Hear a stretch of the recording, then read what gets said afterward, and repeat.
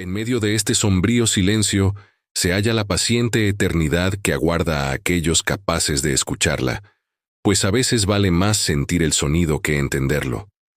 Así reposaba bajo roca muerta el último pensamiento que había dejado atrás hace tantos años al despedirme de la estación 49 de Exmouth, hedionda comunidad a las afueras del límite comarcal. El tiempo avanzaba, y el traqueteo del tren mecía mi viaje de regreso a la onerosa oscuridad de los recuerdos. Aguas profundas y negras se esconden en los ríos del inconsciente. Perversos y retorcidos demonios nadan en el omnipresente éter a la espera de cualquiera que se atreva a buscar consuelo en ellas. Me vi ante una zona abierta y sombría, insondable e infinita, hasta donde alcanzaba a intuir, carente de color y vida. Este no era un retorno voluntario. Ninguna persona en su sano juicio volvería a la sombra de Exmouth, pero una carta sin remitente, con un sello que reconocí al instante, me había convocado de vuelta. El sello de la vieja logia, una marca que creí enterrada junto con los secretos que juramos proteger. El tren, un autómata de hierro y vapor, parecía gemir con cada kilómetro que nos acercaba a la costa corrompida, como si el propio metal supiera el destino que nos aguardaba. Mi memoria, esa traidora, comenzaba a proyectar imágenes en las ventanas empañadas del vagón. Veía los rostros pálidos de los pescadores, con sus ojos anormalmente grandes y vidriosos, un rasgo distintivo de aquellos que pasaban demasiado tiempo contemplando el abismo marino. Recordaba el olor salobre mezclado con algo más antiguo y orgánico, un hedor a descomposición que no provenía de los peces, sino de la propia tierra sobre la que se erigía el pueblo. Descendí en la plataforma de la estación 49, un cascarón de madera podrida que amenazaba con derrumbarse. El aire era denso, pesado, cargado con la misma humedad opresiva que recordaba. Nada había cambiado, o peor aún, todo había empeorado. El silencio era ahora más profundo, más expectante. Las casas, con sus tejados hundidos y ventanas ciegas, parecían observarme, juzgando mi regreso. Caminé por la calle principal, mis botas resonando sobre los adoquines cubiertos de algas secas. La niebla se arrastraba desde el mar, envolviendo el pueblo en un abrazo lechoso y frío. Era una niebla antinatural, que no solo enfriaba la piel, sino también el alma. En ella, las formas se distorsionaban y los sonidos se amortiguaban, creando un laberinto de percepciones engañosas. Mi destino era la vieja logia, un edificio achaparrado al borde del acantilado, azotado por el viento y las olas. Allí me encontraría con los otros, los pocos que quedaban de nuestro círculo, aquellos que compartimos el conocimiento prohibido, la visión de lo que yace más allá del velo. La carta solo decía: la estrella ha vuelto, la espera ha terminado. Al entrar en la logia, el olor a incienso rancio y a polvo milenario me golpeó. A la luz de unas pocas velas, vi sus siluetas. Eran 5, incluyéndome. Sus rostros eran mapas de terror y resignación. Nadie habló. No era necesario. Todos sentíamos la misma vibración en el aire, una resonancia sutil que hacía rechinar los dientes y ponía los pelos de punta. Era el canto que venía de las profundidades. Ha despertado, susurró Elara, la más anciana de nosotros con la voz quebrada. Sus ojos no se apartaban de la ventana que daba al océano negro. El ciclo se reanuda. Sabíamos lo que significaba. Exmouth no era solo un pueblo pesquero. Era un umbral, un punto débil en el tejido de la realidad donde entidades de geometrías imposibles y conciencias ajenas a nuestra comprensión podían ejercer su influencia. Nosotros, los miembros de la logia, no éramos guardianes. Éramos meros observadores, cronistas de una decadencia inevitable. Nuestro juramento no era proteger a la humanidad, sino registrar su fin. La noche avanzó y la vibración se intensificó. El sonido ya no era un mero susurro en la mente, ahora era audible, un coro polifónico y disonante que parecía emanar de las propias paredes, del suelo bajo nuestros pies. Era una melodía que desquiciaba la mente, una sinfonía de locura que prometía revelaciones a un costo insoportable. Salimos al acantilado. El mar estaba extrañamente calmado, pero su superficie brillaba con una fosforescencia enfermiza, de un verde y violeta que ningún organismo conocido podría producir. Y entonces, lo vimos.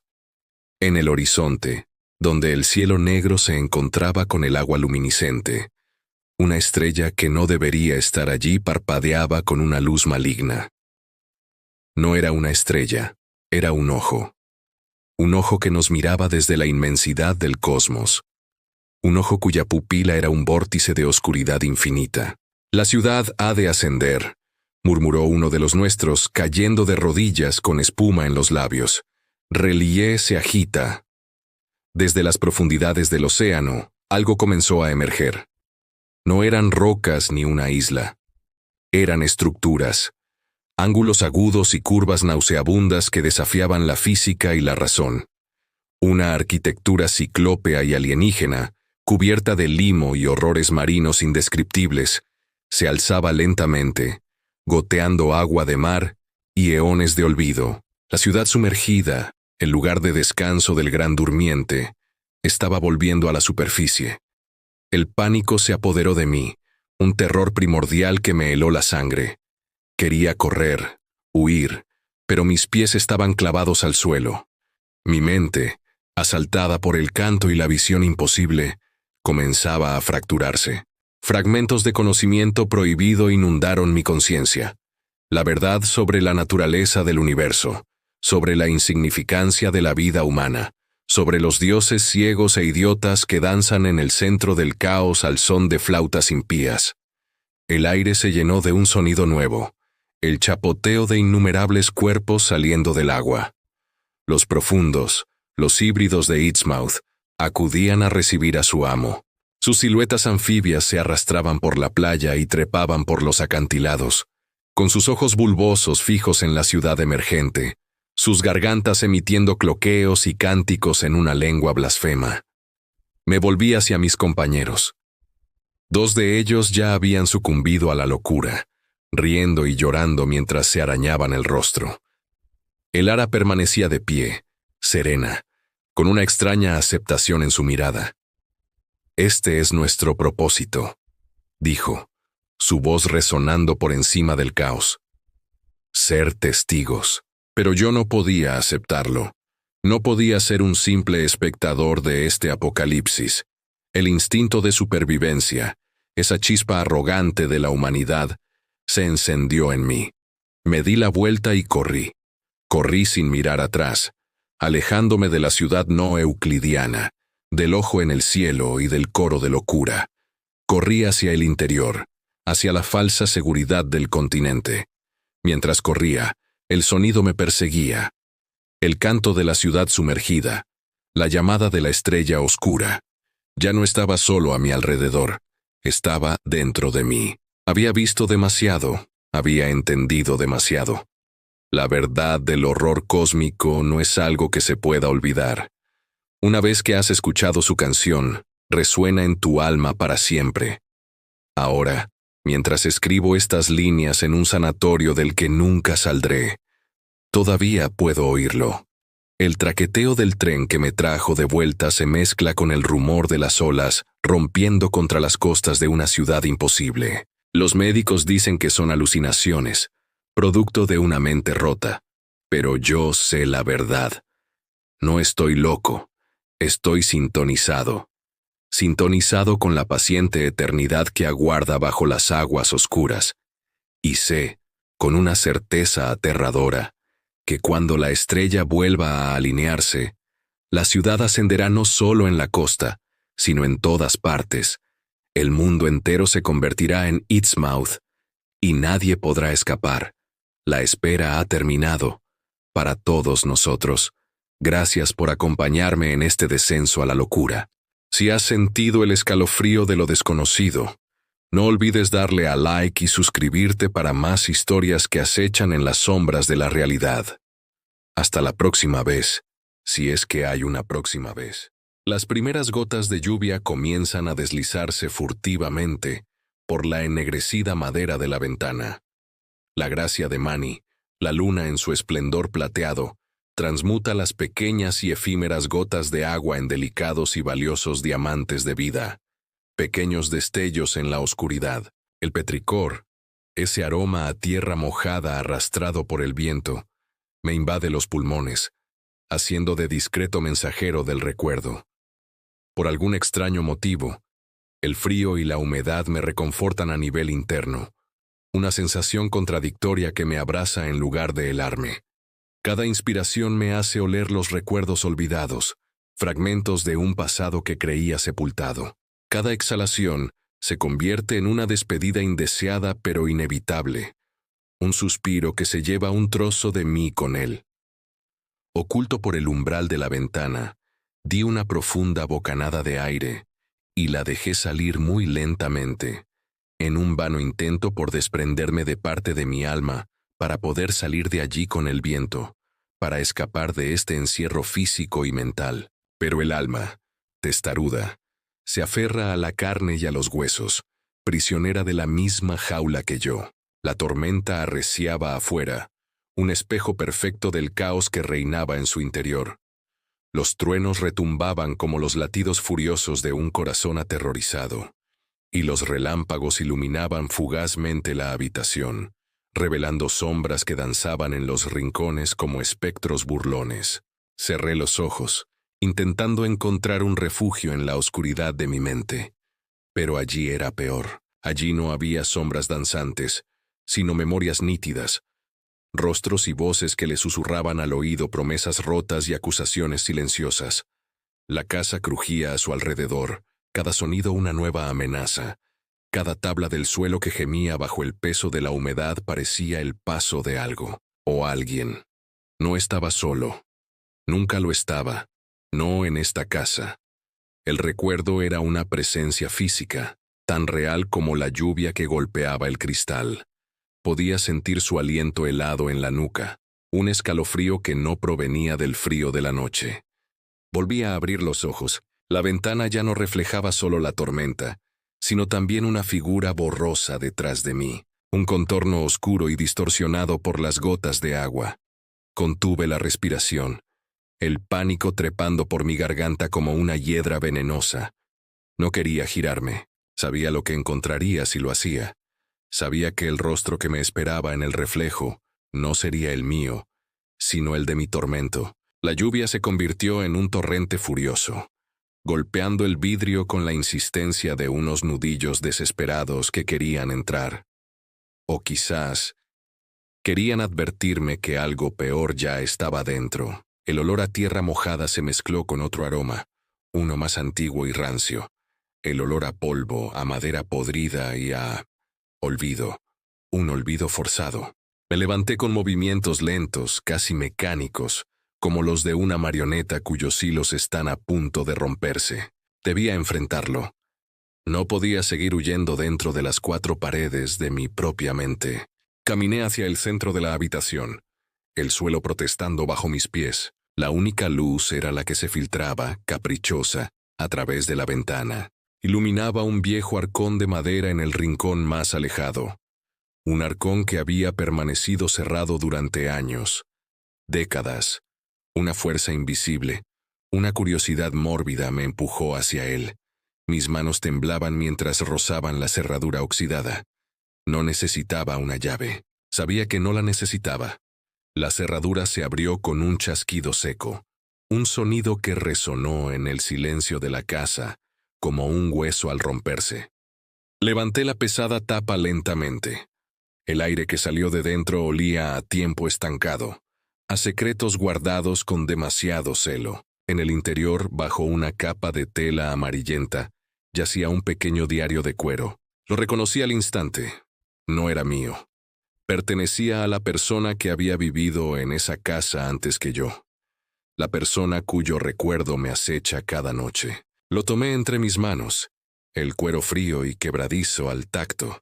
Lo abrí por una página marcada. La caligrafía era elegante pero temblorosa. Las palabras de tinta desvaída Contaban una historia de desesperación. Hablaban de una presencia en la casa, de una sombra que se alimentaba del miedo, de susurros en la oscuridad que prometían la locura.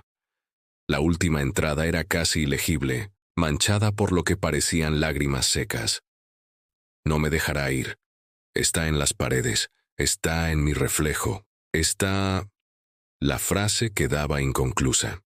Un relámpago iluminó la habitación con una luz cegadora, y por un instante, en el reflejo del cristal de la ventana, vi dos figuras de pie donde yo debería estar solo. Yo y una silueta alta y oscura junto a mí, con una mano posada en mi hombro. Un grito ahogado escapó de mi garganta. Dejé caer el diario y retrocedí, tropezando con mis propios pies.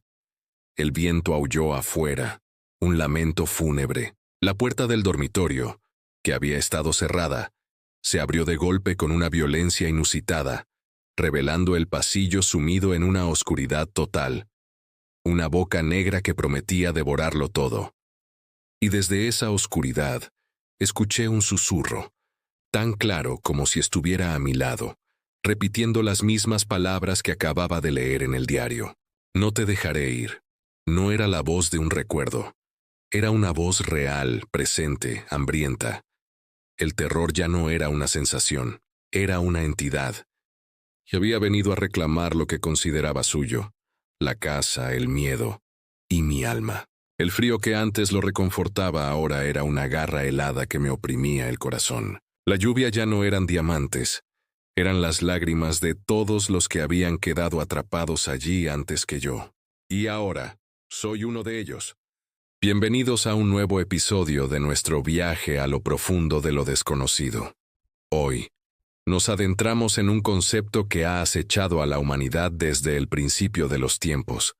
Un terror tan primordial que carece de rostro, de voz, de forma. Hablamos del silencio. El silencio es Dios. Tal es el reinado de su magnificencia que todo ser a su alcance yace doblegado a su muda voluntad. En el vacío absoluto del cosmos, en las fosas abisales donde la luz nunca ha besado la roca, en el instante suspendido entre un latido y el siguiente, ahí reina. Es un Dios frío e inacabado, una deidad que no exige plegarias, pues su poder no reside en la fe, sino en la ausencia. Imaginen un mundo sin sonido. No el silencio pacífico de una biblioteca o la calma de un bosque al amanecer. Hablo de un silencio absoluto, opresivo, un vacío que devora cada vibración. Los pájaros abrirían sus picos en un grito mudo, las olas chocarían contra la costa en una pantomima inútil, y nuestras propias voces morirían en nuestras gargantas, ahogadas antes de nacer. En un mundo así, ¿qué seríamos? Nos convertiríamos en meros fantasmas, espectros atrapados en una realidad de cristal, donde cada movimiento es una burla a la vida que una vez conocimos. La conexión humana, forjada en el calor de la conversación y la risa, se desvanecería. La soledad se volvería la única ley, y la locura su inevitable consecuencia. Nuestros pensamientos, antes acompañados por el murmullo del mundo, rebotarían en el cráneo con una violencia insoportable, un eco interno que nos recordaría constantemente nuestra prisión. Este Dios silencioso no necesita templos, porque su catedral es el universo entero. No necesita profetas, porque su mensaje es la nada. Su magnificencia radica en su poder para despojarlo todo de su esencia. Una risa sin sonido no es alegría, es una mueca grotesca. Un llanto sin sollozo no es tristeza, es desesperación congelada. El silencio toma nuestras emociones más profundas y las convierte en una exhibición macabra, vaciándolas de significado.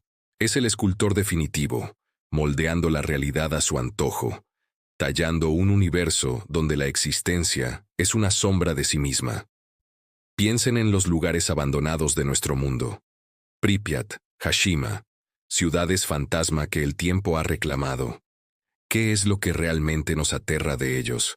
No son solo los edificios en ruinas o las posesiones olvidadas, es el silencio que los impregna.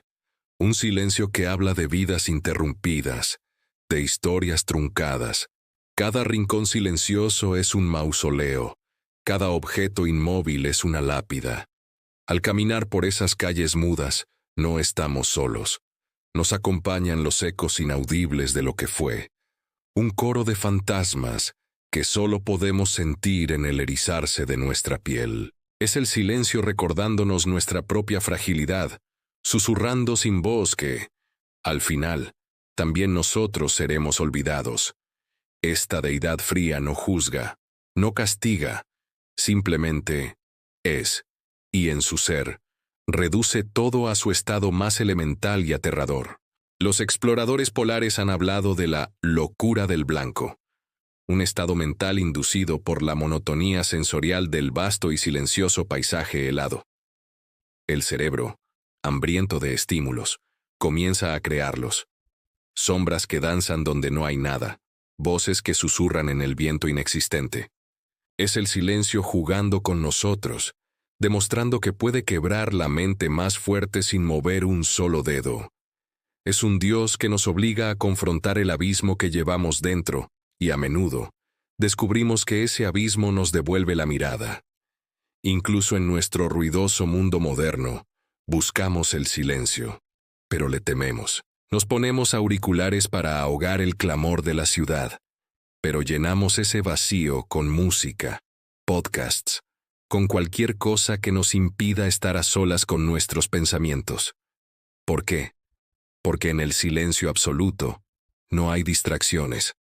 No hay nada que se interponga entre nosotros y la verdad desnuda de nuestra existencia. Nos enfrentamos a nuestras ansiedades, nuestros arrepentimientos, nuestros miedos más oscuros. El silencio es un espejo que no miente, y a veces, la imagen que nos devuelve es insoportable. Consideren el terror cósmico. La inmensidad del espacio no es aterradora por lo que contiene, sino por lo que no. Millones de años luz de vacío silencioso. Si gritáramos en la negrura entre las galaxias, nuestro terror moriría sin eco. Somos una pequeña nota fugaz en una sinfonía de silencio eterno. Esta comprensión es quizás la forma más pura de miedo.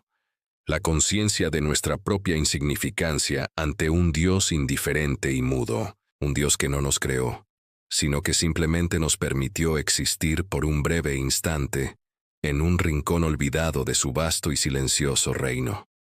Y así, nos encontramos ante este Dios inacabado, un poder que no necesita ser completado, porque su imperfección es su fuerza.